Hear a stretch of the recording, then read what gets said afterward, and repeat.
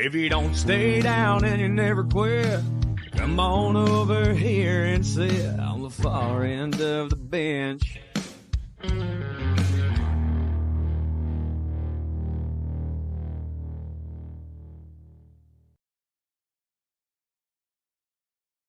There we go, bench warmers. It's the busiest night of the sports year. It feels like I picked the worst night to try and have somebody take time out of their day, but I got another guest for this week's Ride in the Pine. It will be, I believe, the last Ride in the Pine before Nico comes back. So Brandon, CEO of Variety Sports Network, is here with us, and he is gonna, he's filling the role of Nico, and I know that it'll be good for everybody to hear a different perspective, and I'm sure your fans are so happy that you get to talk about some Colorado Avalanche playoff hockey a little bit later on. So thrilled. As a Blues fan, Yeah, well, you guys did your damnedest. I was at the game that you won in Ball Arena the night after we beat Dallas. Damn, that was like the most frustrating because I didn't want to see you guys.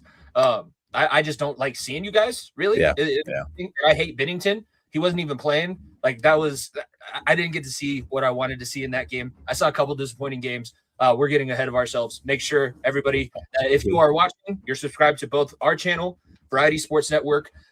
Special shout out if you're checking us out on Twitch. I finally linked the account that I made a while ago, so the show is going to be live on Twitch as well, so you can watch it there. Make sure that you're following at FEOTB Pod and at Variety_Sports for all great. You need different perspectives in your life. I have like 4 or 5 different shows that I bounce from, and you're normally beefing with each other. So that's kind of the way that sports media, internet sports media works. So I thank you for coming on and gracing us with your time, because I do know you have a family as well. You have a wife and a child, so I won't take up too much of your time, but this will be a lot of fun. Oh, you're good. I warned her about 3 hours ago, like, hey, I'm doing this show at 8 o'clock. She's like, well, when did you find that up? I was like, like Tuesday, Monday. She's like, you're just now telling me? I was like, yeah. Sorry. It's that time of year, but I know you teach as well. Like, I didn't realize it was the end of April until I looked up this morning, and I was like, oh, shoot. My brother graduates the first weekend of May from college. I'm like, damn, I got to make myself out there. It's going to be so much, but I do it fun. It's a lot. We have about a month left of the school year. My last day is the 22nd of May. So we got like 22 days left as of today. So I can't the countdown clock can't go any faster.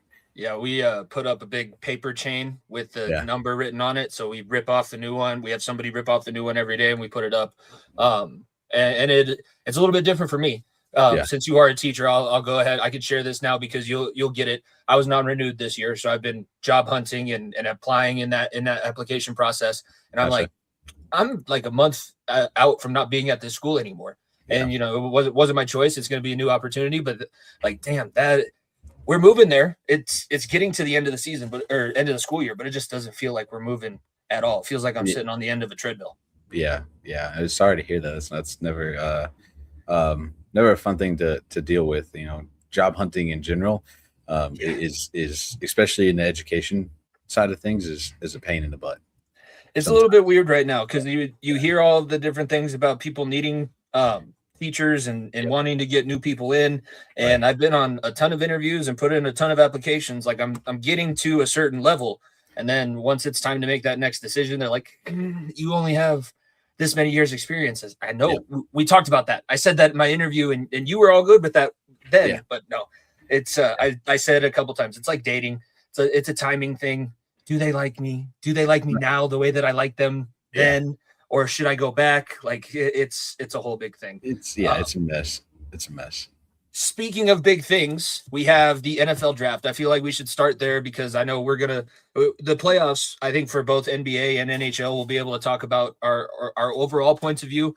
But I, especially in the NHL side, I have not seen this level of intensity. It just feels like there's a little bit something extra. But with the NFL draft tonight, no surprise, we have Fernando Mendoza go number 1 overall. Is that something that you've been predicting out on your shows and everything that you've been putting out as well? Yeah, we talked about the NFL draft, I think on the last Talk on the Gridiron that me and Dylan did a couple weeks ago.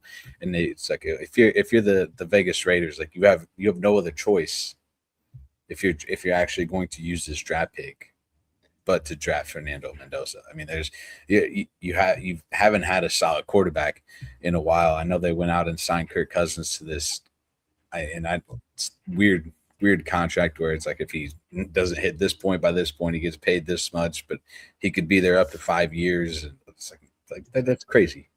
Like just sign him to a one year deal if you're gonna make it a whole big ordeal. But no, I'm not at all surprised. I'm not surprised by 1 or 2. David Bailey going number 2 to Texas Tech, or from Texas to the Jets. Not surprised at that. I was surprised with Jeremiah Love going number 3 to Arizona. That was because that's a team, like that was what I heard as well. They kept saying Jeremiah Love, but people started thinking that they were saying it to get people away from, maybe move them into trading with them, because they have 4 running backs with another one coming off of an injury soon. So it's a full room right now. And with a young guy, you need to get them, you need to put them in early, because running backs don't like increase in value. It's like buying a car. It's now worth less than when you drove it off the lot, unfortunately. And that's a weird situation. The interesting thing that I heard with David Bailey, so that he was scheduled to have one of those private meetings with the Jets in the pre-draft process, and they actually canceled the meeting with him. And that was something where they were kind of having that question. Does that mean they learned something? Did they not like him in the combine meetings? Yeah. Right now, it seems more like that was a big smokescreen, because they didn't want anybody to try. I don't think that they had any worry that if Vegas took David Bailey number 1 overall, I know Vegas isn't like a big Raider culture, but anywhere that Raiders fans are, there would have been a riot, because that would have been, you got to get me more than just a defensive end pass rusher. Yes, David Bailey is a monster, and I feel like he's going to have a similar impact in New York this upcoming season as he would have in Las Vegas.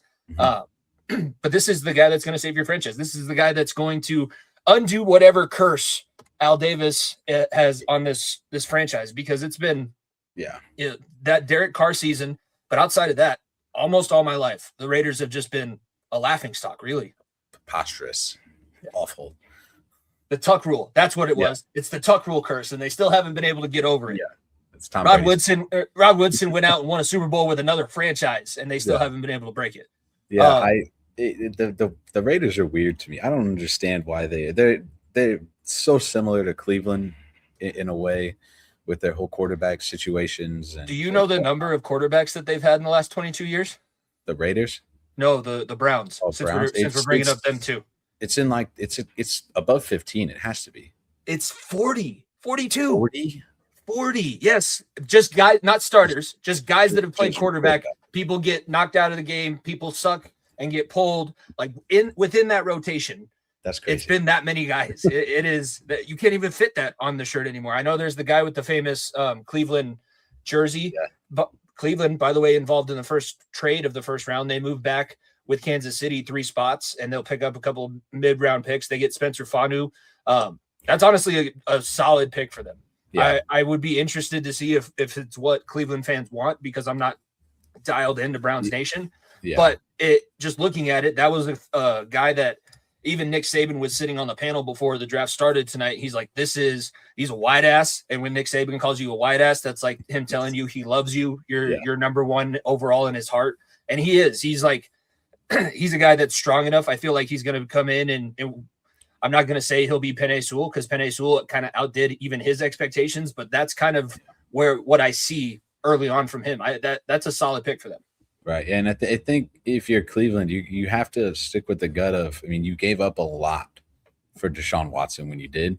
And he obviously, I mean, he hasn't proved that he's the guy in Cleveland yet, but you also have Sanders and Dylan Gabriel too. Like you have 3 quarterbacks, all with potential still.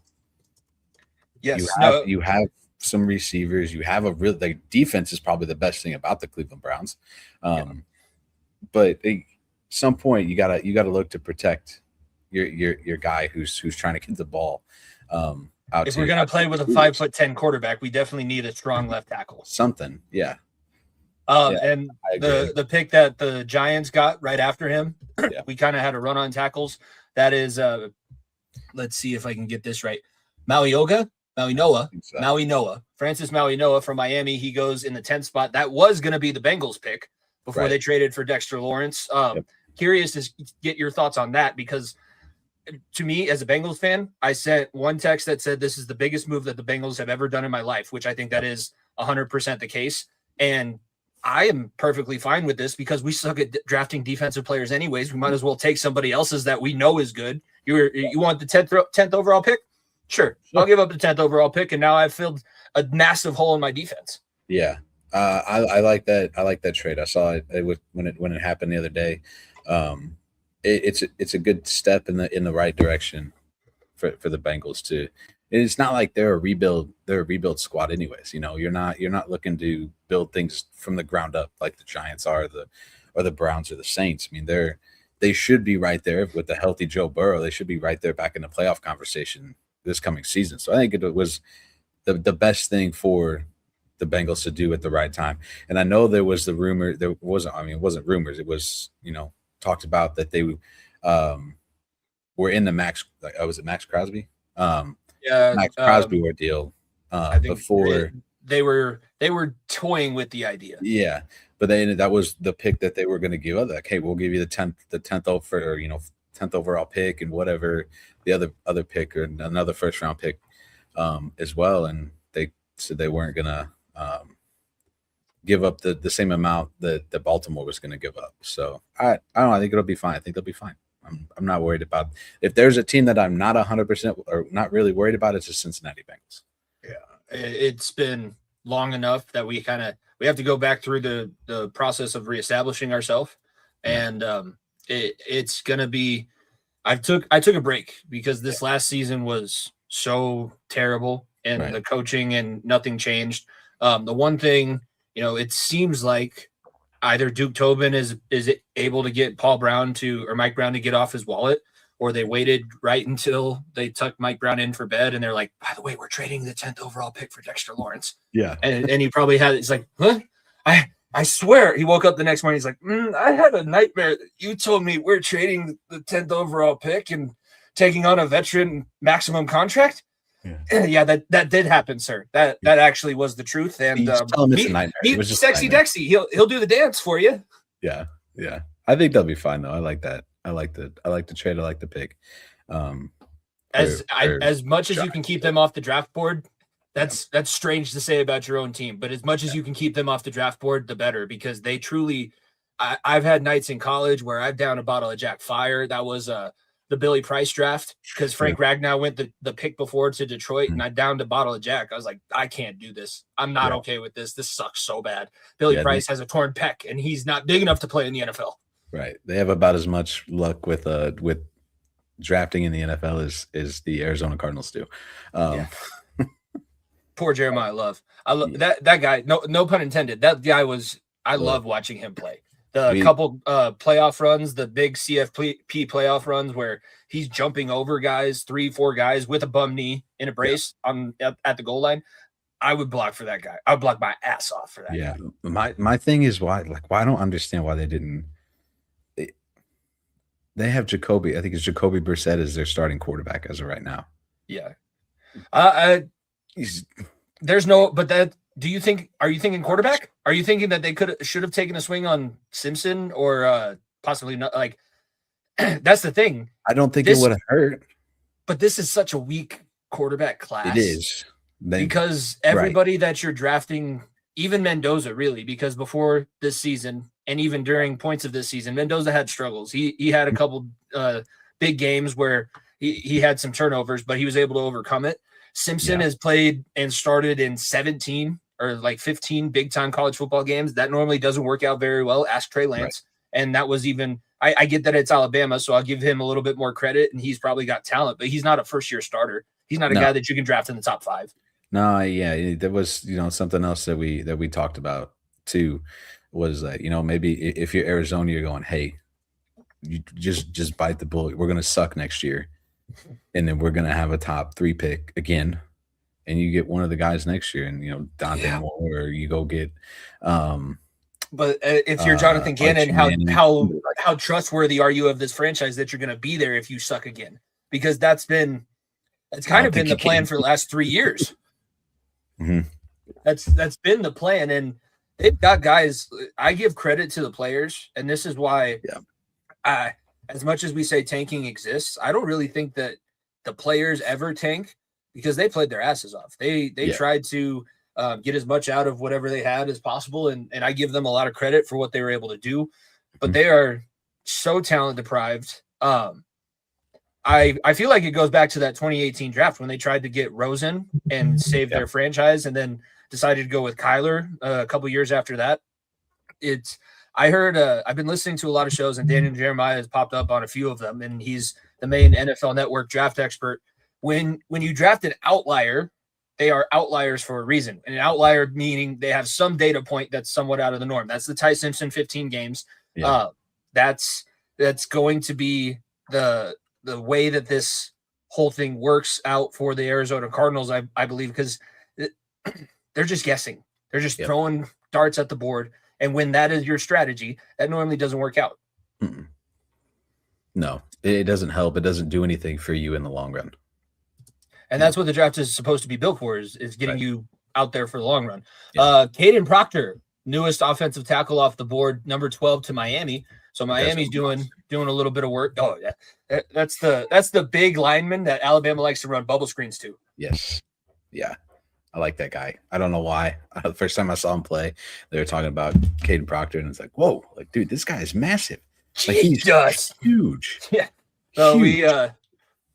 It's insane when you see somebody, because I watched WWE, and Obafemi is a former Bama defensive tackle, and then I go back and think about Nico and I were very lucky when we were playing football at a young age. We went out to the University of Miami campus when Orlando Franklin was working out there, who ended up playing in the NFL. That was the biggest man that I've ever seen at the time. Yeah. Like, his shoes, size 18s, triple E, biggest. Like, I can't even explain it. And then we go to Alabama a couple years later when DJ Fluker is there, and DJ Fluker's 6'9", 360 pounds, 22 shoe. They're like, yeah, they designed my cleats off of Shaq's shoe. That's your sign right there. That's a massive man. Yeah, it's starting to feel like I have no shot at this Division I college football thing, right? I played the same position as that guy. Yeah. I was the left tackle. I was like, Yeah, you're just looking up like, this is. I'm gonna go over there. This is not good. I feel like I'm gonna have to move to fullback. Yeah, I'm gonna have to go stand with the fullbacks. Damn it! Right. Even then, you look at them like, damn, the fullbacks are over there, and they all have 6-packs at 230 pounds, and I'm like, yeah. I'm fat like a lineman, but short like a fullback. Like, damn it. Maybe a linebacker. That I was thinking. There's a couple times in because I played earlier at a smaller school before I transferred back to the one with Nico, and there was a couple conversations about playing both ways and being like that quick 3 technique, like that Geno Atkins prototype. Sure, and it was floated out there, but it never came to fruition because I was a sophomore trying to play varsity center. And that was an experience in and of itself. I played football for a long time, but the first varsity football game I was out there for, I was like, I suck. Yeah. I'm not very good. This is going to have to get better quick. Right. Yeah. Center is tough. Yeah. It's easily the hardest position on the line. Yeah.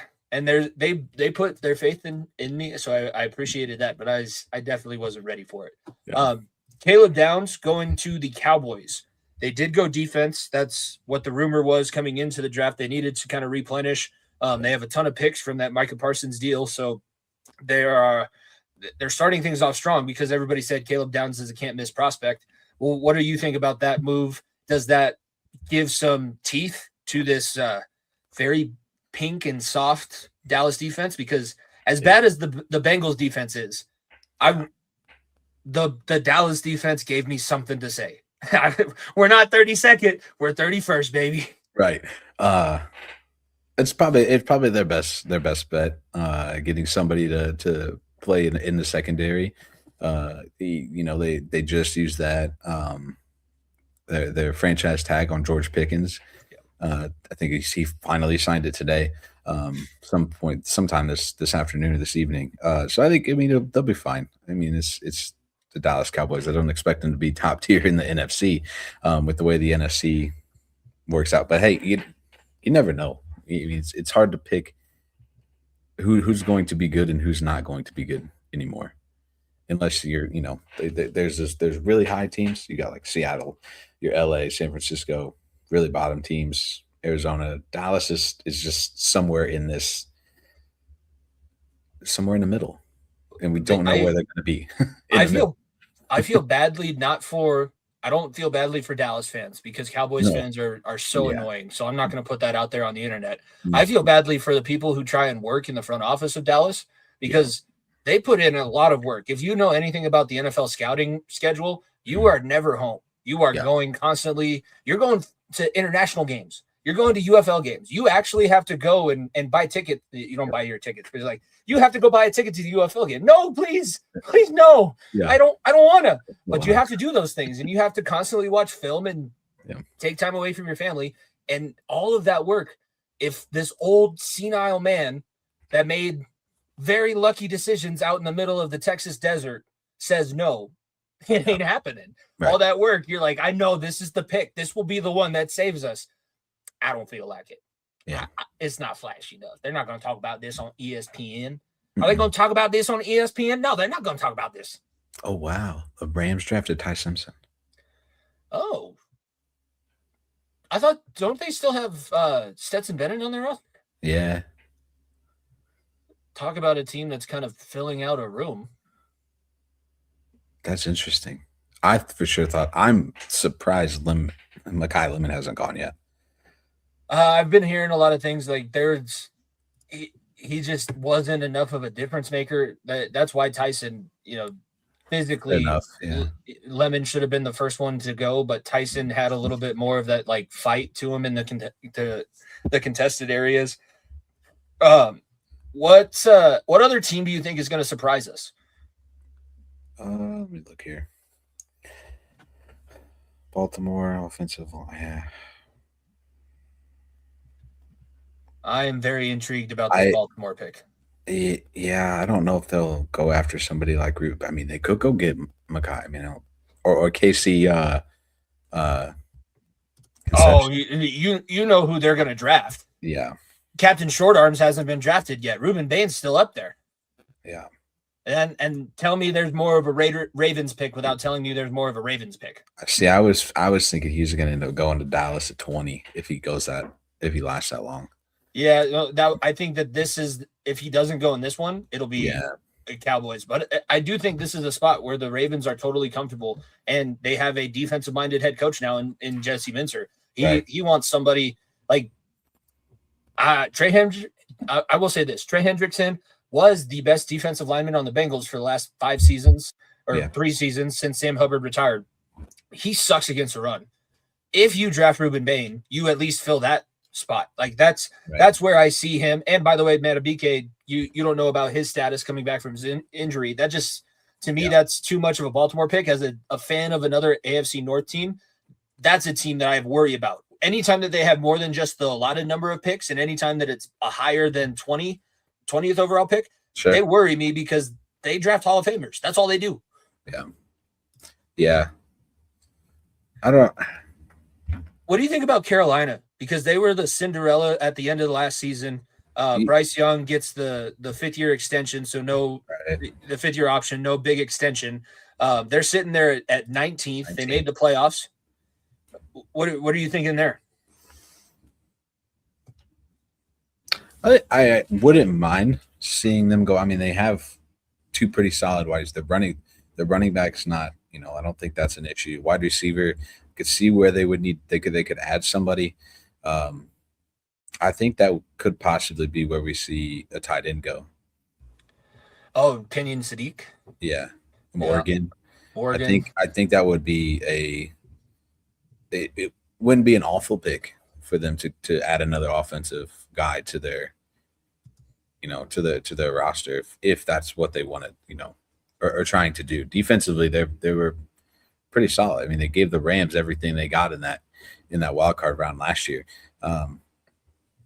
But I mean, you do have to protect Bryce Young at the same time. So I think it'll be offensive line or tight end for Carolina. It's got to be the meat and potatoes, and this will be the real test of whether Tepper is actually taking a step back and letting the football guys be football guys, or if he's still trying to be the billionaire tyrant that just like we just talked about with Jerry Jones, if you are the billionaire that signs the checks, your job is to sign the checks. Yeah. Your job is not to make the football decisions. You hired football people to make those decisions. We're in, I can't remember. They said it earlier when the broadcast started, but now that we have this traveling draft, they kept saying it. The Pittsburgh population is just over 300,000, and they are expecting, 750,000, like 300,000 people at least at the draft every single day that the draft is going on. When this started, I wasn't sure how it was going to go. It seems like it's been a success. People have really enjoyed the traveling draft, especially now coming back from the pandemic. Did you expect this kind of popularity and this kind of turnout from something as arbitrary as just it used to be Radio City Music Hall, and that's not a very big venue, and people would just watch on TV. Now it seems like it's an event, like you put it on your bucket list, you want to go, and it's a city pride thing. Yeah. I think it's cool that they move it around. I think it adds more excitement to it. It adds just a little bit of a difference instead of it being at the same place every single season. They talked about growing the sport itself, and I think this is probably one of the, I wouldn't say, I mean, it could be one of the easier ways, I would say, to grow the game itself. Plus, you get guys. Baltimore went with a guard, Penn State. By the way, I think it's fun. I think it adds, like I said, just adds a little bit of difference to the NFL.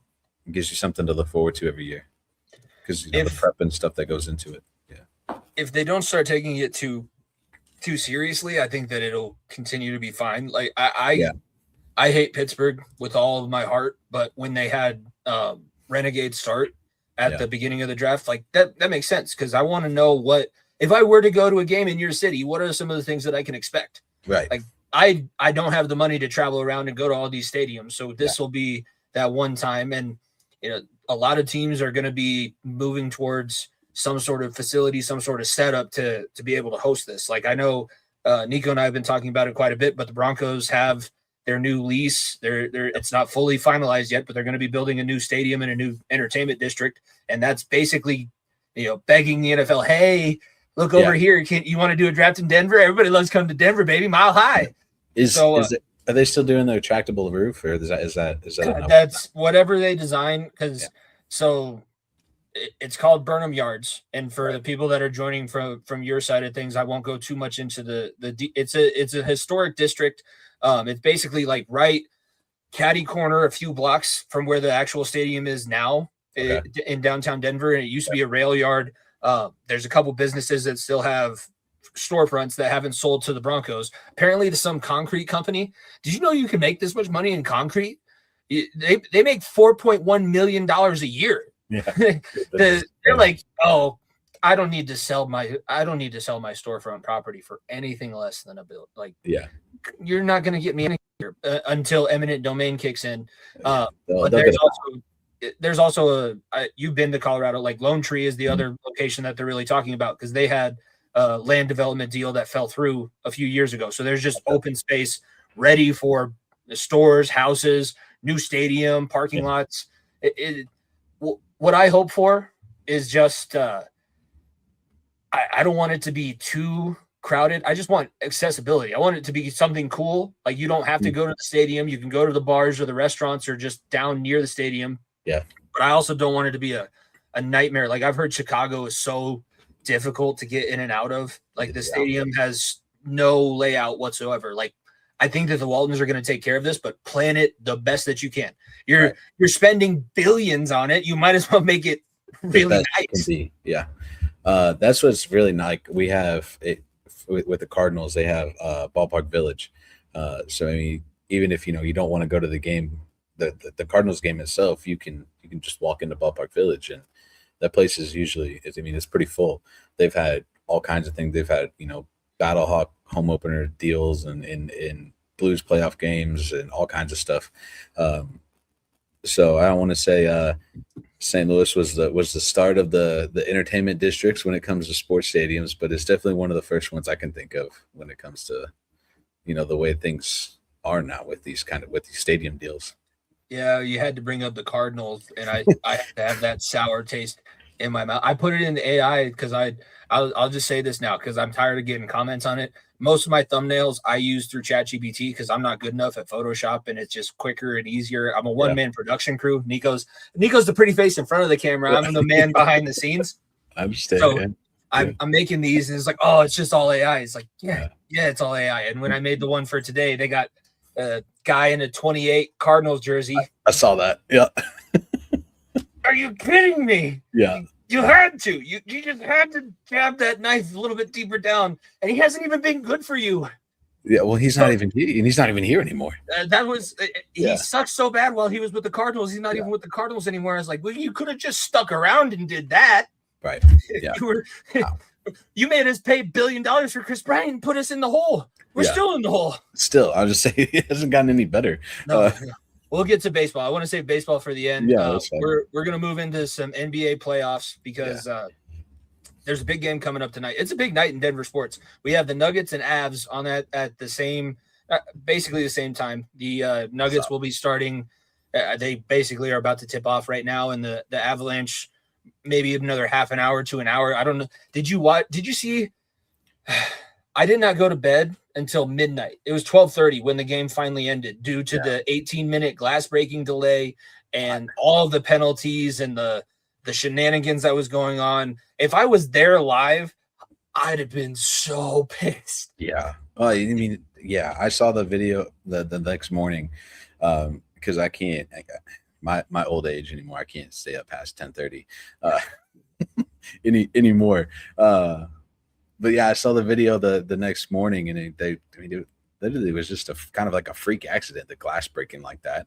It was literally, I don't even, because they didn't even mean to knock it down on top of the coach, but it was a shitty call on a penalty shot. Yeah. And Wedgwood made a hell of a save on a guy that was doing the triple deke against him. And they just got up at the top of that glass. We're like, oh my God. And oh my God. Just shattered. Getting back to the NBA, the Nuggets and T-Wolves, they're tied 1-1. It's one of the more, I think, just on paper, competitive series. We've seen the Timberwolves beat the Nuggets in Game 7 at home, where the Nuggets blew a 15-plus point lead. The offense is where the offense always is for the Denver Nuggets, but I want to hear what you think about their defense, because if the Timberwolves, they're not always the hottest offensive team, but if they can get hot and be hot consistently, I am a little bit nervous because this defense is trash. The Nuggets defense is horrible.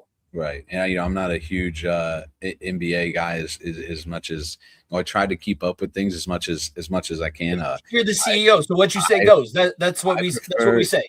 I prefer the Stanley Cup playoffs over the NBA playoffs. We're getting this out of the way real quick because we're in the same boat.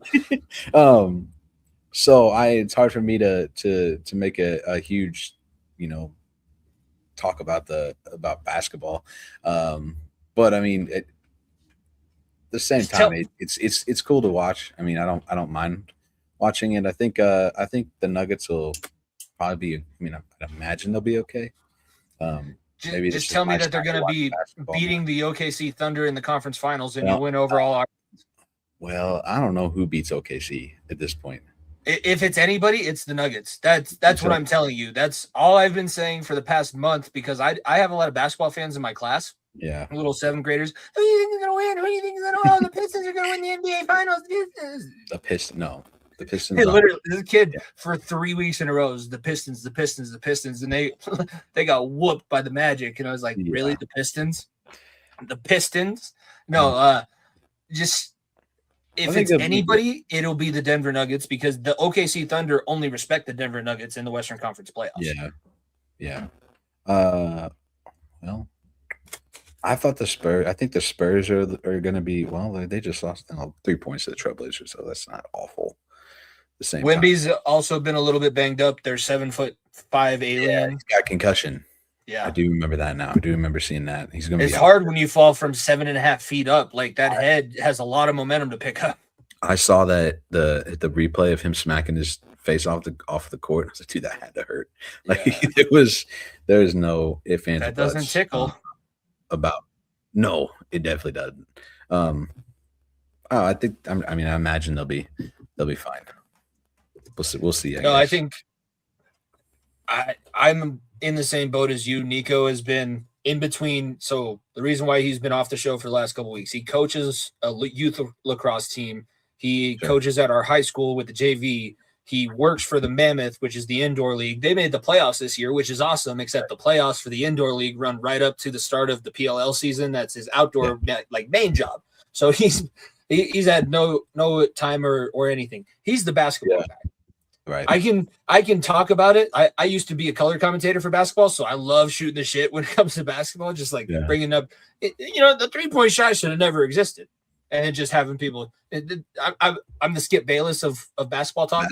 When it comes to what we're about to get into, hockey, I feel it's strange. And people are going to think that I'm so dumb for saying this, but I've always loved the Colorado Avalanche, but getting into the NHL video games, that's where I've learned the most about hockey. Like that is how I've understood most of the strategy, seeing what the players are actually doing. So I am all in for this Stanley Cup playoffs, and it's been good so far for me and for us out here in Colorado. We're not going to spend all of our time talking about the Avalanche, but they did win the President's Trophy, so we can maybe start with them. They're up 2-0. They have Game 3 coming up tonight, first game in Los Angeles after that overtime 2-1 winner by Nicholas Waugh. That we already mentioned it. It was one of the weirdest games. There was no rhythm to it.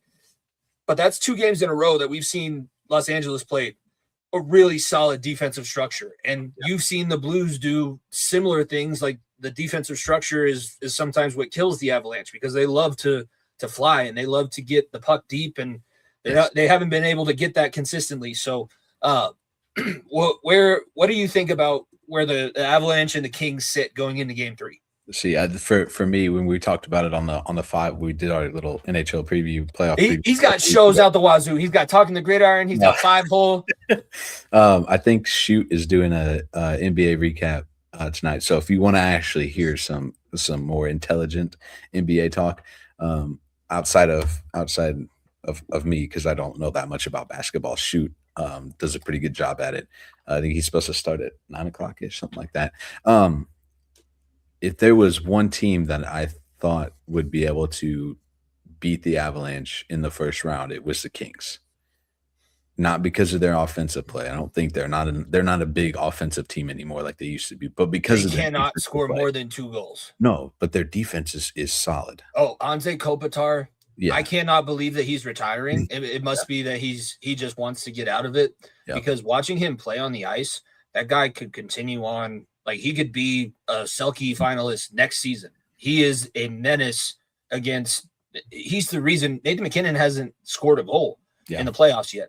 Yeah. He is the reason. Anze Kopitar is literally assigned. You follow McKinnon from the moment he gets to the building. You go to the dressing room with him. You go get his lunch for him. You bring it back to the bench. You give him some water after you shut him down for that shift. Like, that is Anze Kopitar's job, and he's doing a hell of a job at it. Yeah, like I said, I mean, it was, if there was a team that if I'm the Avalanche, I don't want to play, it's the Kings. I much would have rather played Utah, instead of LA. Here's where I'm sitting right now. Game 3, I'm not quite sure. I'll have a prediction, and I'll get your prediction when we get a little bit closer to moving on to another series. I think that I'm okay with where we sit right now. I'm not quite sure where tonight's going to go, but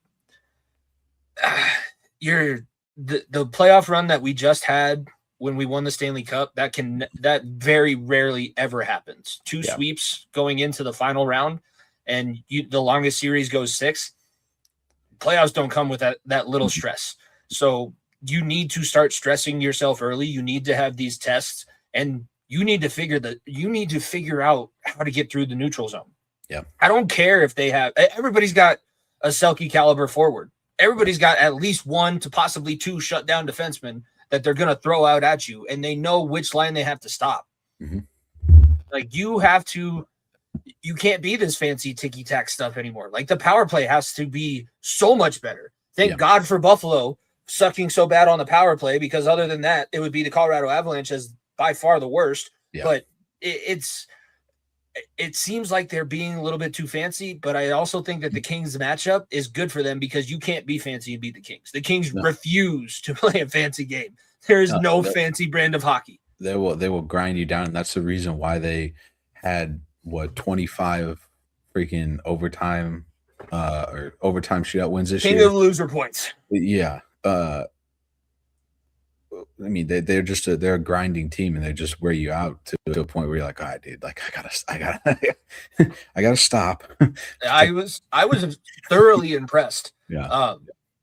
After the first period the other night, I looked at my dad as we were sitting there watching. I was like, that's cute, but play this hard for 60 minutes. Yeah. And they did. And they played that hard into the overtime as well. It wasn't like it was a sure thing. There was a grade A chance on the other side right before they got that tip into Nicholas Waugh. Right. There's something different about the way they're not crashing the crease the way that I would like. Landeskog finally, showed everybody what you need to do, and maybe that's what it takes. You got to lead by example as the captain, and Waugh got the game winner that same way. But all these shots from the point, all of these, deke it, pass it, spinorama, deke it, pass it, just shoot the damn puck. Yeah. Just have somebody in front of the net and try and tap this thing in, because Anton Forsberg is suddenly thinking that he's Patrick Waugh in the net against the Avalanche, because that guy is on fire. I thought that when I watched when the Blues had their back-to-back against Colorado. Colorado played two different style of games against the Blues. When they were in Denver, they played that style that you just talked about. They're like, and that game was awesome to watch. It was so back and forth, fast-paced. It was really fun, but that's how they play. I mean, they came back to St. Louis, and Colorado played a whole completely different style of game. Mm-hmm. Compared to what they did the just 2 nights before. It was a little more, it was slowed down. They weren't trying to get things in as quick. So I think maybe that's something that they need to hey, just slow things down. You don't have to score every 35 seconds. I feel like even back in 22, when they went to those games in St. Louis, regardless of like the Kadri drama aside, there just was a different feel. That team was so good on the road. I don't think that they lost the road game that playoffs. And the team this year has been similar. Like when they play in front of the crowd, the home crowd, it's almost like they want to be fancy and they want to show how good they are. And they don't realize, like, we just want to see the team win. And if you can win by more than one goal, that would be amazing, because we live and die with you. Like, you moved here with us in the 90s. No sugarcoating that. You are a team gifted to us with some of the greatest players of that generation. And you won a couple Stanley Cups, and now that generation is in the front office, and we have this playoff run coming up. I just want to see you play winning hockey. I don't give a shit how many style points you score. Right. Style points mean absolutely nothing, especially in these playoffs, because these have been very physical and intense, and Game 2 was no exception of that in this series. And there's not even a rivalry between LA and Colorado, but I hate Quentin Byfield. I hate McLaughlin or Laughlin, whatever his name is. There's been big hits galore back and forth on both sides. Natchez nearly got absolutely taken out with a headshot. I don't know how you see that, but Georgie Peros is – I don't know what he's doing, but he's not watching hockey. He confuses me. I don't – because there's some things, and I'm like, oh, that's easy. That's 3-game suspension. He's like, no. Paul Wilson ripped the guy's hair out and didn't even get a sussy. Yeah, or the guy who basically WWE body slammed Robert Thomas. That was Zadorov. Nikita Zadorov. Yeah, like how is that not a suspension? Yeah. Like in what way are you looking at this and going, I don't know. That's fine. Apparently there was somebody in the it just happened in Dallas and Minnesota. That's what it was. Like the guy was in a chokehold and he tried to kick the guy with his skate blade. We're having knife fights on the ice right now. What are the referees doing? Right. It blew my mind when that one too. Did you see the penalty box in the most recent Pittsburgh Philly game? No, I have not. I'm going to get a picture and I'm going to show it. I'm going to pull it up on screen. I need to get your reaction to this. Yeah. But that's a built-in rivalry. Pittsburgh and Philadelphia hate each other. And Philadelphia has just been dominating of that series so far. It hasn't even been close. No, they're I don't know what it is. Like, it's the Penguins are smart enough that they should know, like, this is not how you play winning hockey. And the Flyers, the Flyers are that team that are so young. They don't know what they don't know. They don't know that they shouldn't be here. They don't know that they They're shouldn't be trying to do all this. Yeah. All right. Buffalo. I feel Buffalo's the same way. Though. I don't know why we're here. Pittsburgh. They have 1, 2, 3, 4, 5, 6 guys in the box. How do you get 6? Philly has 5 guys in the box at this point. And now Zegras ends up scoring in this sequence because I don't know how, but they decided that Philly gets a power play out of this entire thing. And Zegras scores a power play goal, and he's in front of the bench, and it looks like a goddamn conga circle. Yeah. There's so many guys in the penalty box. That's crazy. That whole series, that series just shows old age versus youth. And now because the Penguins are so old, they really are. They lucked out, I think, a little bit this year because he is competitive as the East was. I think that was some of the reason they ended up in. I mean, they played decent throughout the season, but the Eastern Conference just confused me all season long. It didn't make any sense to me why a team who's second to last place in the East is 6-7 games above 500. That doesn't make any sense at all. No, I didn't realize that there was this amount of depth playing in the Eastern Conference, but all of those series are neck and neck. Let's see. Buffalo just got the win over Boston, so that series is now tied 2-2. 2-1 Buffalo. 2-1 Buffalo. That's right. That's definitely a series. I feel like that one's going to go 7. When the home team finally loses, that's when the series actually begins. Now both teams have lost at home. And talk about physicality. There was a kamikaze mission in not this last game, but the game before. I was watching that before the Avs started, and I saw some guy fly in, and he literally, it looked like somebody threw him up against the boards, but he dove head first and checked his entire body into the glass. He missed. He totally missed the guy, because if he didn't, that guy would have been in the hospital. But damn, these. Yeah, that series so far has been it's lived up to its hype. Same with the Lightning and Canadians. That series, there's a lot of hatred there. Which is crazy because they're, here and here. The last time they played in the postseason, it was the Stanley Cup Finals. Stanley Cup, yeah. Which is weird to say because they're both the Eastern Conference teams. COVID Stanley Cup Finals. Yeah. I cannot believe COVID is already 6 years ago. We were playing games in the bubbles this time 6 years ago. In Edmonton, yeah. That is wild to think about. Blues get knocked out by Vancouver. Brandon, I don't know if I've ever told you this, and I definitely kept it out of our not an interview, but like when we met with you to see if we wanted to join the network, I left it out.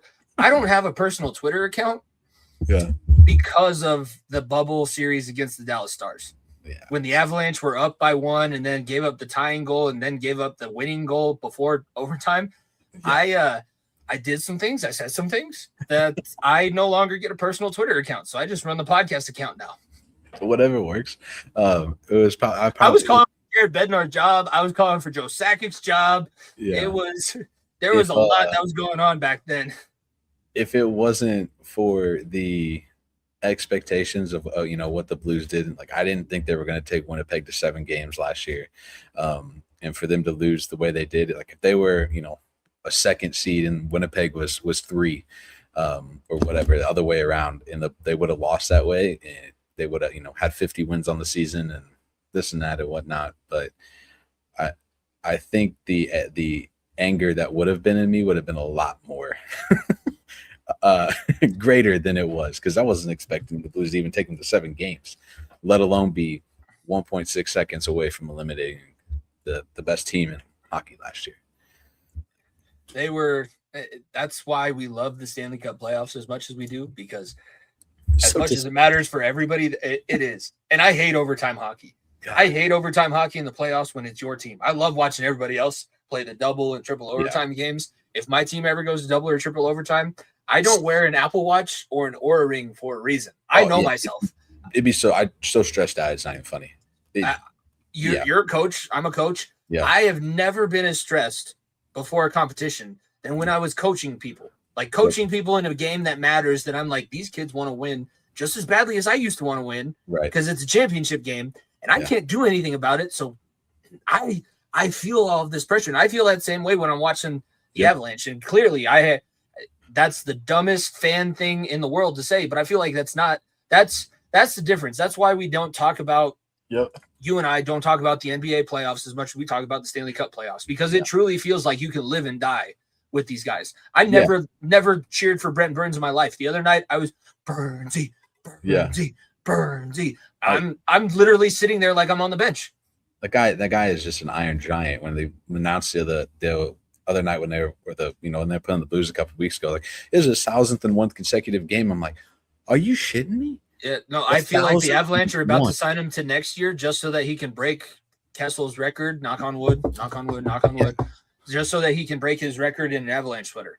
Yeah, like it's. But that's history repeating itself, because in 2001 we brought in a guy, Ray Bork, who had a Hall of Fame historic career everywhere else, and the one thing that he didn't have is what we're all chasing right now.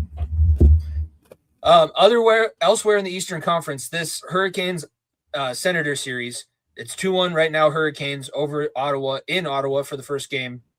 We had our first fight of the playoffs in this series. Brady Tkachuk decided to drop the mitts with Jordan Staal basically right as the series began. Carolina is definitely suffocating at home. Do you see this as the year that they break through that Eastern Conference final barrier? Because there is no Florida. I know that Tampa's there, but it's not the Tampa that we've seen in the past. Buffalo is what Buffalo is, but they've lost to Swayman and the Bruins, who are a wild card team. And we just said Philadelphia is the youngest team of all time. So if not this season, then I really have questions about whether or not you keep Brind'Amour. And I know I'm not in Carolina Nation, but I'm like, it's been a long time, and you're hitting the same spot. And especially if you don't win a game in the Eastern Conference Finals like you normally don't, that would be even more of a cause for concern. But I feel like this is the year. If you don't prove it this year, we're almost out of patience. Yeah, I think they have to at least get to 7 games in the Eastern Conference Finals. If not make the Stanley Cup final. If they don't, I definitely think there's changes. I could see changes. I wouldn't say definitely. I could see changes happening for Carolina. It just doesn't seem, at some point you got to look at your team and be like, all right, what do we have to do to change to get to the next step? Sometimes it happens. Sometimes it works out. Sometimes it doesn't. I never thought Lindy Ruff would take Buffalo to the playoffs and where they are now. Sometimes all it takes is a little bit. They've went out and got guys that they feel like they needed to. They moved on from guys that they seemed like they needed to move on from. Also, and something has to change for Carolina. Maybe that's Brandon Bussey. It could be. I feel like it's fun. They've been also in a weird situation because they had that whole Rantanen. They were part of the Rantanen drama last season because we traded him away from the Central Division. We traded him to the Eastern Conference as far away from us as possible, and he did not ever have any intention of signing there. Yeah, you are trading me before the deadline, or you're losing me in free agency at the end of the season. There ain't no way I'm playing in 2 years in Raleigh. What about North Carolina is that bad? I've been to North Carolina. It's a nice place. Seems like the fans like you, especially if you're good. You could be that missing piece. There's something strange. And it's weird too, because the owner of the Hurricanes also owns the Trailblazers, and he has he has the reputation of being the cheapest owner in all of sports. And that's saying something, because I'm a fan of the Bengals, which we just talked about. Mike Brown had to be tucked in with, hey, we're not drafting anybody at number 10 overall. So it seems he just bought the Trailblazers. Mm-hmm. So he's kind of splitting money. But if you don't do it this year, is he going to make the necessary decisions, or is he fine with just leaving things where they are because they're profitable at least? Right. I mean, I have heard the little rumors swirling around that they possibly could move the Trailblazers also out of Portland. A little bit north to Seattle, get some Supersonics back? Could. I feel like that would be the team they move to Vegas. I feel like Seattle's going to be an expansion, and they will move Portland to Vegas very quickly. Wouldn't make sense, really. That would be the NBA's best bet, instead of having 2 expansion teams coming in at the same time. Yeah. I've enjoyed so far the Wild Star series is going to be. I think both of those teams could be Western Conference Final teams. Do you think that the Wild are going to even things up? Because right now, all we're seeing in this series is that the Dallas Stars suck in game one, and after that, the Wild have not. They're playing into Jamie Benn's game, and as somebody who always plays against Jamie Benn in the playoffs, you cannot retaliate against him. He is the master of making every dirty thing look accidental, so you can't do anything against him. And they don't have Zuccarello right now, which is a huge thing for them. He's not the best player, but he's a guy that kind of drives the team. I'm nervous. I was thinking this series was going to be a 7-game series, and these two teams were going to beat the absolute. Here's my thing. I wanted it to be 7 because I want these two teams to beat the absolute dog shit out of each other, so that then it's the same. It's a 22. I wanted 7 so that the second round seems like I have the advantage. And even in that second round that year, we lost Gerard. Barbashev almost ran him through the boards, broke his sternum. That's an injury you don't normally get unless you're in a car crash. Yeah. And I don't. If we get past, I can't even say anything because we haven't been able to get past Dallas in so long in the playoffs. But if that is the matchup, I all of a sudden go from very confident in the Colorado Avalanche to less confident, but I still have the same expectations. You still have to beat them, and you still have to make it to the Stanley Cup and win the Stanley Cup because that's everything that we've done. All of the moves, and the moves paid off. Kulak had a great game in game 2 and on the defensive end, and Nicholas Waugh gets your game winner in overtime. Those are 2 guys that you traded away valuable assets for that you're getting things out of. Yep. It's time for the big guys to start rolling. I need McKinnon to start scoring. I need Netches to start scoring. I need, Makar to start scoring. I need more than just assists. I can't rely on the fourth line every night. That was the not to bring up the Blues, but that was the Blues problem towards the end of the season, and they lost the few games. They lost the game against San Jose, the game against Winnipeg at the end of the season, and then the game against LA too. Like all you got scoring wise was Thomas, Snuggerud, and Holloway. Everybody else it just disappeared. Like okay, like we definitely not going to make the playoffs with just 3 guys scoring goals. It's not gonna happen. But I think Dallas wins this game. It wins the series at 5. I don't think it goes 7. Especially if the next game in Minnesota gets taken by Dallas. Thank you for coming out, Minnesota.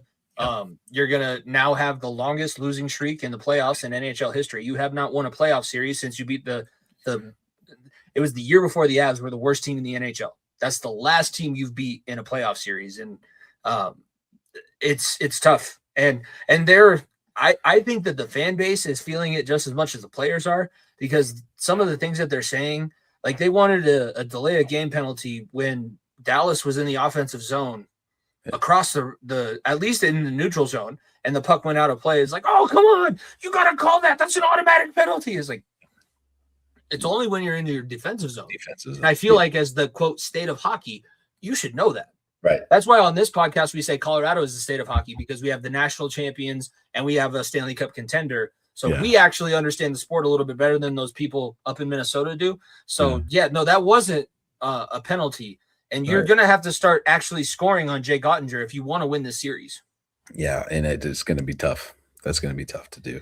He's a gold medal winner for a reason. I know that he wasn't the starter in that game, but if they had to go to Ottinger, I would have felt just as good with Ottinger in that one in the gold Olympics. I don't know why that escaped me. I teach world history. We just talked about the Olympics for World War II. Yeah. The Mammoth and Knights series was interesting because I always have this feeling we have that really bad year of this show. I think it was 21 when the Nuggets and Avalanche both got eliminated from the playoffs in 8 straight games. It was literally, we were both up 2-0, and then we lost. Yeah. Oh God, we don't have any more playoff hockey or playoffs to talk about at all. We were thinking this was going to be a great time for the podcast, and we have nothing to talk about anymore. The Knights are always going to be that, worrisome team for me. And Mammoth, they were able to get even in game 1. Do you think that there is a hope for the Mammoth to win their first, quote, playoff series in franchise history? I know that it's as the Mammoth. I feel like they should keep the the Arizona stats. The only reason that they're not doing that is because Bettman is hell bent on moving another team back to Arizona sometime. Yeah, which is crazy. I didn't realize that was the case. Is like basically Utah is an expansion team.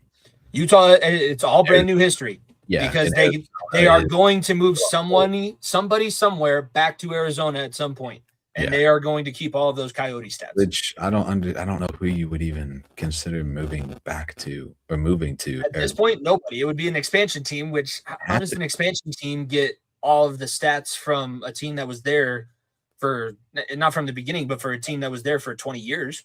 Yeah, it doesn't make any sense.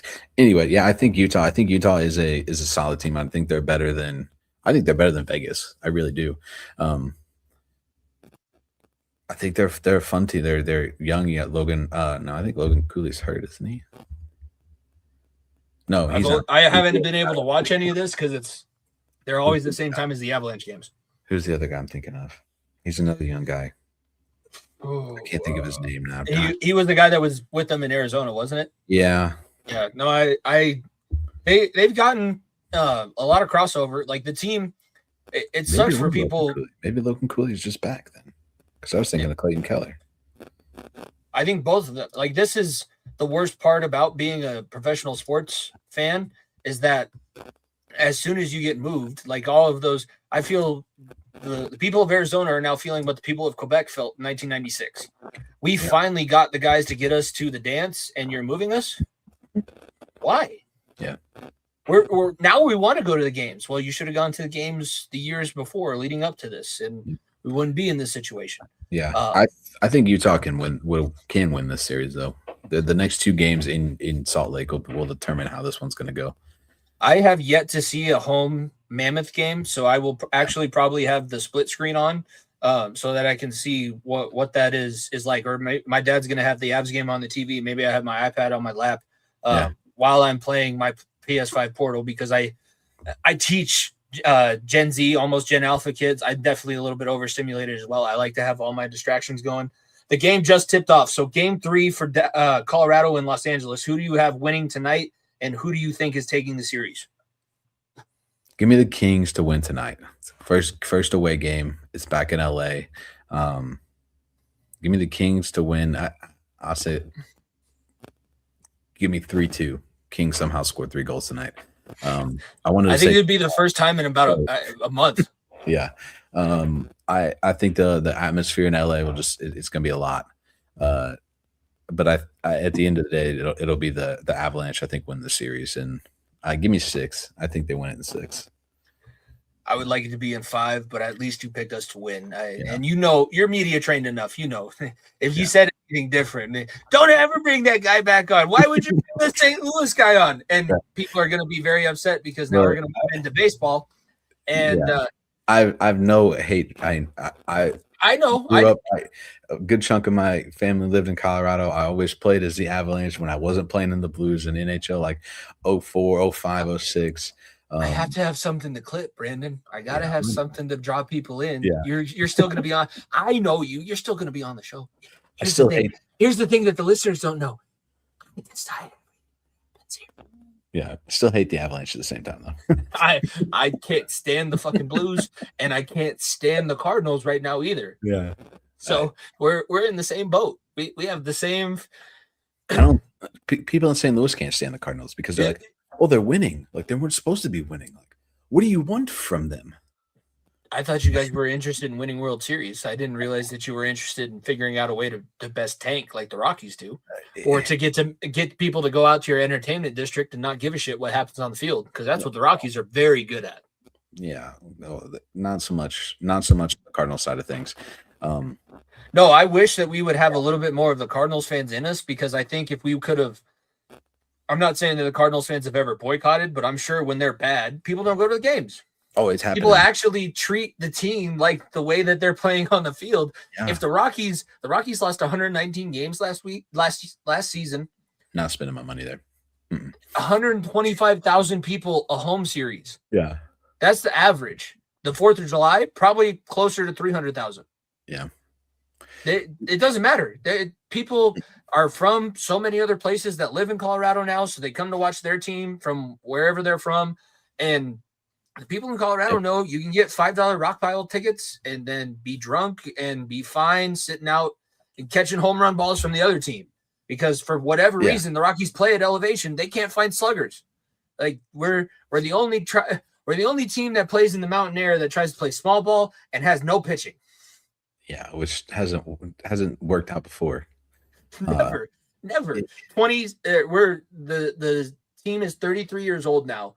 They have never won a division title. Not one? No.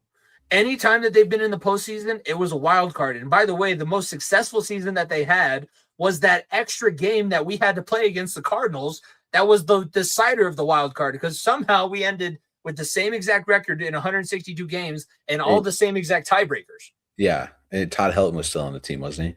Todd Helton, Matt Holliday was a Rocky. Matt Holliday had not yet crossed over to the dark side and become a Cardinal yet. Hey, I thank Matt Holliday for all his contributions to the St. Louis Cardinals.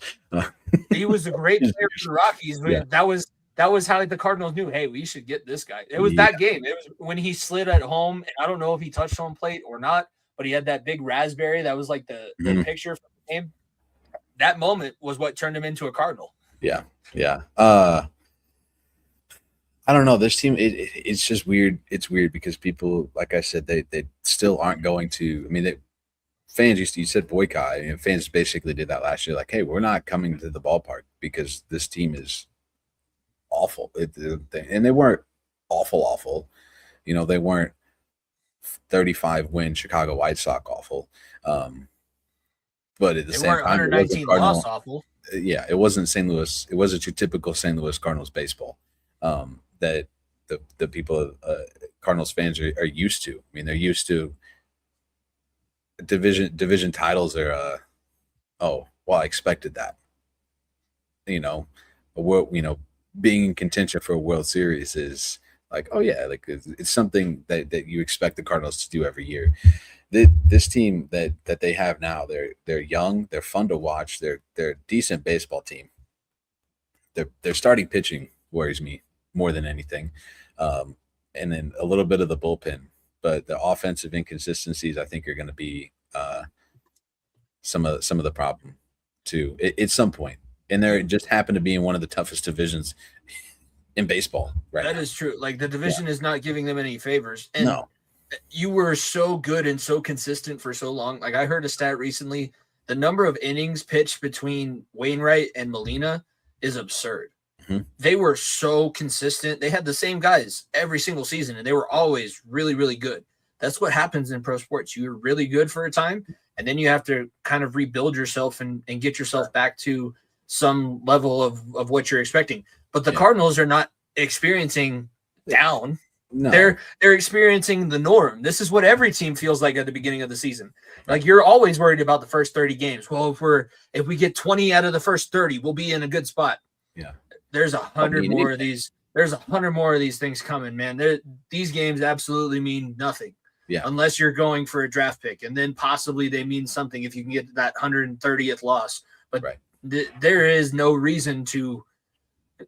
You can watch baseball if you love it, and I know that VSN has a 7th inning stretch, and those guys are dialed into baseball, and I don't knock anybody for that because I played baseball all growing up, and I used to watch the MLB Network quick hits before I would go to school. I literally had to sit down for an hour. I'd wake up an hour earlier so I can sit down and watch all of the highlights from the night before. Yeah, but it's just been the Rockies sucking, and recently I don't have the MLB Network anymore, so I don't really watch that. Like it's slow. I love it when it's October. And September, October, that's when it's fun again. But for now, like, I don't know. The Rockies could be good, still maybe could be shit. Yeah, it's hard to tell at this point of the season what a baseball team is going to look like. Avs are up 1-0, by the way. I totally missed the goal as we were sitting there talking about the Rockies, but the Avalanche are up. What about the Nuggets started yet too? I will have to go look at that one. I'm a little bit more nervous to look at that one, if I'm being 100% honest with you. No, the T-Wolves are up 25-11 at the end of the first quarter. Yikes. Yeah. Not so good.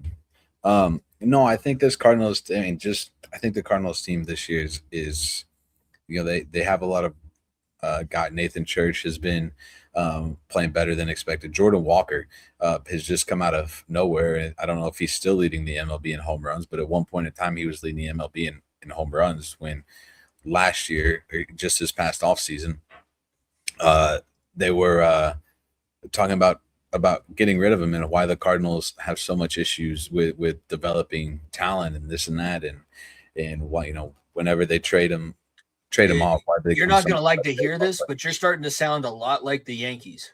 Yeah, you're not wrong. At the same time, it's they're very similar, I would say, in my eyes, because they've been in championship series recently.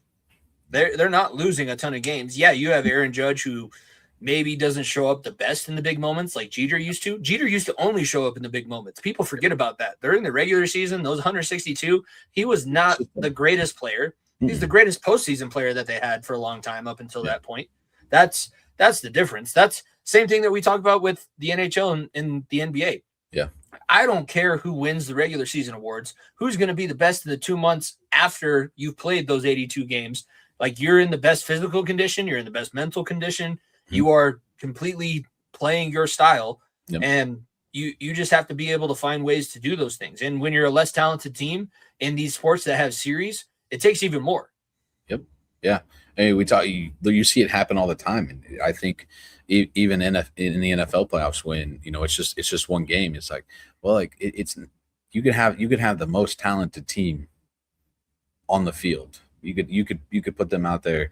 If you're playing a 7-game series, they win that series 6 times out of 7.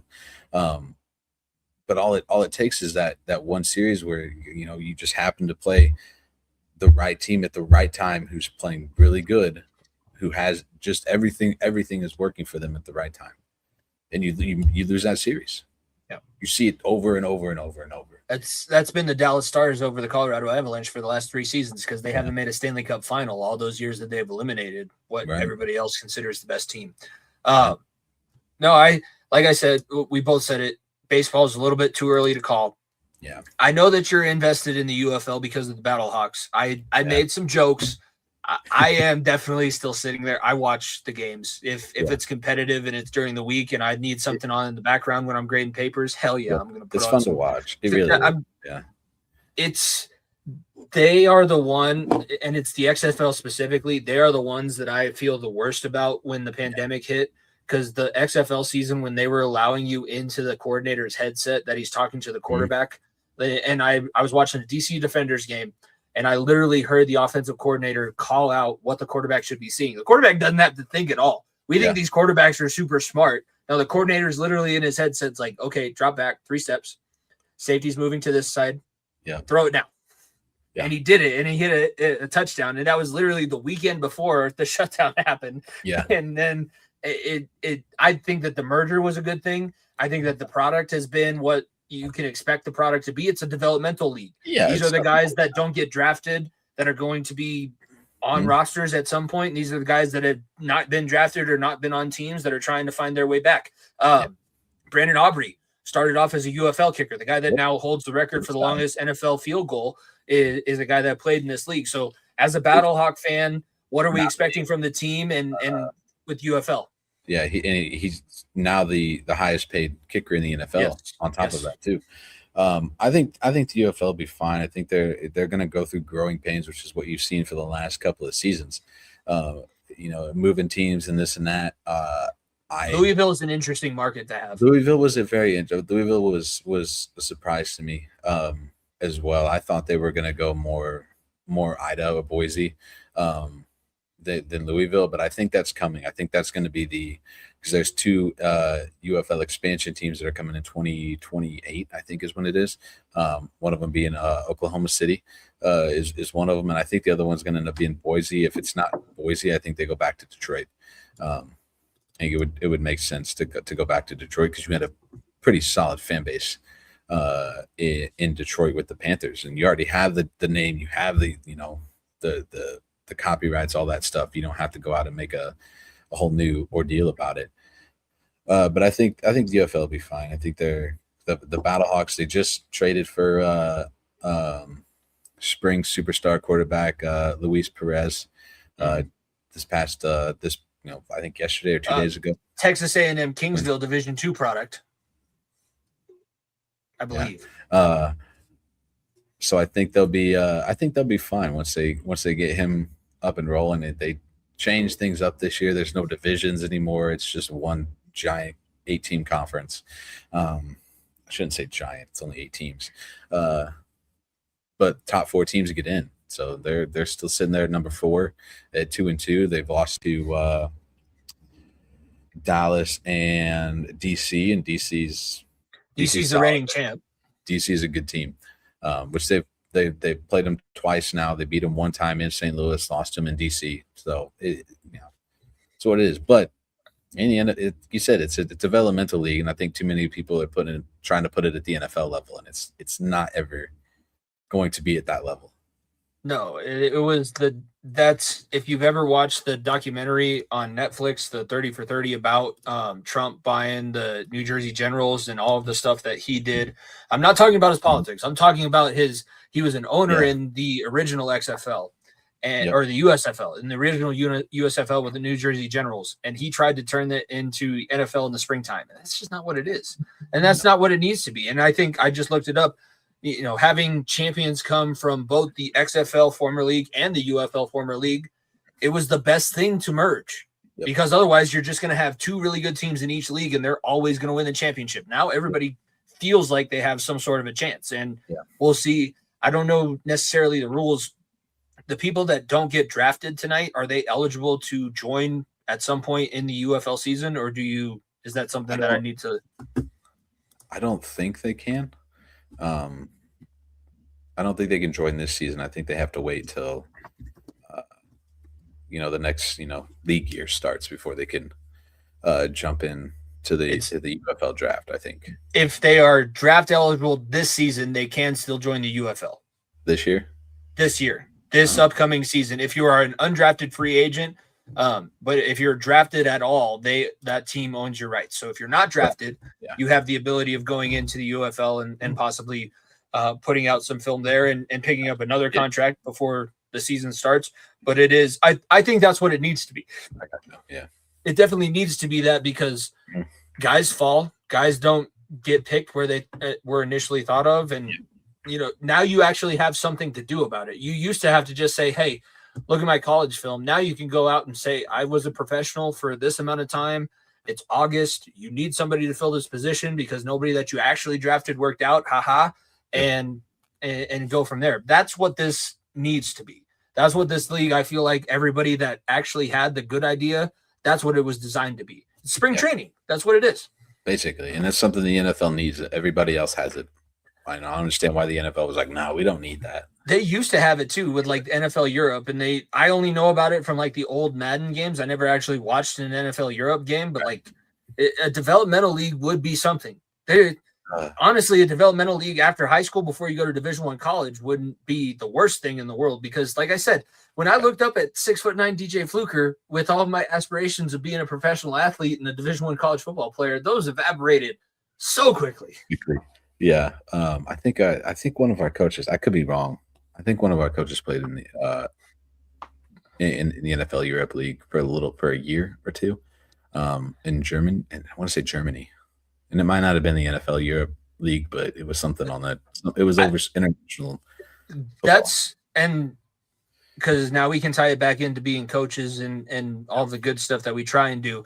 That is something that because I have a couple former college teammates that they didn't make it to the big league, but they're over in Europe and they're one of the top American prospects. And the way that the European leagues work, when you are a professional player, you also coach the youth. So that they can try and build up these programs in these other countries. So I have a former all-conference defensive tackle he was a freshman the same year that I was. He got on the field a lot earlier. So you can just tell I don't have to spell it out, but you can tell the talent disparities there. There was a spring game that my dad came down and I had to play against him as the nose guard. He's a professional football player, and I'm doing what I'm doing now. I'm teaching 7th graders history. Yeah. So you can tell how that went, but he set the international sack record. Okay. This is a guy that I saw squat 700 pounds with a bent spine. Yeah. He literally, his chest touched his knees, and then he was like, ugh. and got it up. I was like, oh, we're good. No wonder I suck at practice against this guy. Are you kidding me? Yeah. Like, oh, he just got by me. Oh, well. He just tossed me out of the way. Yeah. Son of a bitch. Let's try again. No, that was my. Now we're getting deep into the weeds, and I promise we're going to wrap this up soon and everything else. But my redshirt freshman year, I was traveling with the team, but I was still considered a redshirt because everything would have had to gone wrong for me to go on the field. Yeah. When I was playing scout team, we had a 2-time all-conference nose guard who was from Broomfield, not very far from where I'm from. He had this brace on his arm that he wore all season, and I learned about halfway through fall camp that he has this brace on his arm because he was trying to power clean or hang clean 400 pounds, and he finished the rep, but when he got it up on his shelf, the weight literally snapped this little bone in his wrist from where it connected to his hand all the way down to his elbow. And the motherfucker still played the entire season, blocked 3 field goals with the braced up arm, and was a 3-time all-conference nose guard, Austin Yurko. And I was an 18-year-old freshman playing scout team, and they're like, give him a look.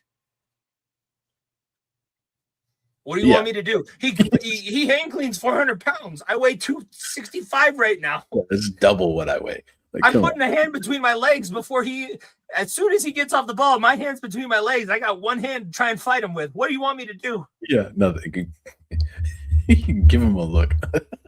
No, give him a look. You guys got to give him a better. You're going to do burpees after the practice. I'm going to do a lot of burpees because I ain't giving him a look. Yeah. Yeah. You know how many sacks you gave him today in practice? Yeah, like 55 because I couldn't. What's his number? I think it's about his number. Yeah. He's in the 90s. Yeah, it's definitely his number. Yeah. Yeah. Yeah, I couldn't even imagine. I tried to do college baseball and whatnot where I went to school at Blackburn, and it wasn't, there wasn't any superstar athletes or anything and whatnot, but there was good baseball players. Don't get me wrong. I'm not, dissing or, downing any of them. But yeah, I wasn't it. Wasn't it. You learn real quickly that life is not fair. Yeah. Those guys hit so much better, so much harder and whatnot than I ever could. Fielding wise, I was fine. Like I could feel fine there. Hitting, they can actually put it where they want. Like they swing the bat and they aim for a part of the field. No, I was just trying to hit the ball. My hitting was atrocious. There was this one curveball I remember perfectly. This dude threw a curveball, and I was like, "Oh, I'm gonna smash the hell out of this thing," because it was so slow, and it hooked, and it was just no. All right, like I swung and missed, and he got done. We walked off to the side. Dude, I thought that he told me, he's like, dude, I thought that baseball was gone. I was like, yeah, so did I, but it wasn't gone. It was in the catcher's mitt behind me. Dropped about 4 feet. Yeah, you didn't see it. I was in the batter's box. You didn't see it. It dropped about 4 feet right here. Right. Yeah, this far. Where my barrel was, and then where the ball was, that's about a 4-foot distance right there. Yeah, and you had the coach behind me. He's like, "Oh, you just would have kept your eye on the ball. You would have hit it." Oh, that's like, as an offensive lineman, that's like hearing get low. Yeah, get low. Put your hands inside. This motherfucker ran a 4.6 40 before this. Yeah, no, yeah. Drive your feet. I ain't driving anything. Drive an 18-wheeler. Let me see how that goes. Yeah. You prove you can do that. I'll do my best to drive this guy out of the A gap. Yeah, not one of the automatic 18-wheelers. It's got to be the stick shift. It's going when you go try to stop. I want you going over the rumble strips, falling asleep. That's what it feels like. I have no control. Yeah. You want me to drive my feet? Go tell him that. Go tell him to let me drive my feet, and then I'll give him. Yeah. Your feet just slide up underneath you. Yeah. No, it's college was awesome for the personality that I picked up, but the athletics, it was an eye-opening experience. Yeah. Any VSN updates that we have before we jump off? I'll let you get back to your family and enjoy some playoff action. Go Avs, go! I know you're not going to say that, but I will say that, and I'll say that again when we sign off. Go Avs, go! Yeah, I will. I could not. The only time I said anything like that was the other night. I think the Blackhawks were playing. They're playing Winnipeg. I think they were playing Winnipeg. I was like, guys, I hate to say this, but like, this is weird, but go Blackhawks. They're like, I don't ever want to hear you say that again. I was like, all right. Don't you ever say it again. Like, I'm just trying to give a glimmer, a little glimmer of hope. Yeah. VSN update. No, I mean, there's not a whole lot. We've really kind of, there were some changes that were, made throughout the last year or so. We tried to cut back and, looking back at things, there was a lot of really quick growth a few years ago. Things have tapered off and we're down to, I think there's 4 or 5 shows, which the way life's been, I have a son now. He's almost 2 at this point in time. So things have, things just got busy and whatnot. Well, I feel like there was probably a lot of shows that were on the cusp that now got it's a trim the fat situation. So you got rid of the shows that were half in, half out. Now you have the shows that are there. The consistency, I think, is the biggest thing that I've seen. Like 7th Inning is on every week, even in the off season, it was on every week. The same way that we tried to be with Talking the Gridiron, and now that's changed. But keeping the brand was an awesome idea, and I'm glad that it happened. And then when college football rolls around, I know Saturday morning, it's a big deal. Like that's the big thing that I've seen, the consistency. We had so much going on. And there was like 4 or 5 people on all the shows. And we're like, I love all these sports, but I do have a life. Yeah. Yeah. And I think that's where it got to, it did get to that point where like, okay, like we got some kind of change have to have. Now we're all going to get burnt out and we're not going to, it's not going to be a thing anymore. Like I said, I mean, we have the fast break. Shoot does a really good job with that stuff. NBA, college basketball, all that stuff, and Talking to Gridiron has a, you and Jimmy built a pretty solid group there, and things got a little what it is with it. At the same time, Darren wanted to sit there, focus on baseball, which I wasn't going to tell him no at the same time, because I don't feel like if wouldn't have done that, he wouldn't have, I don't think he would have stuck around too long.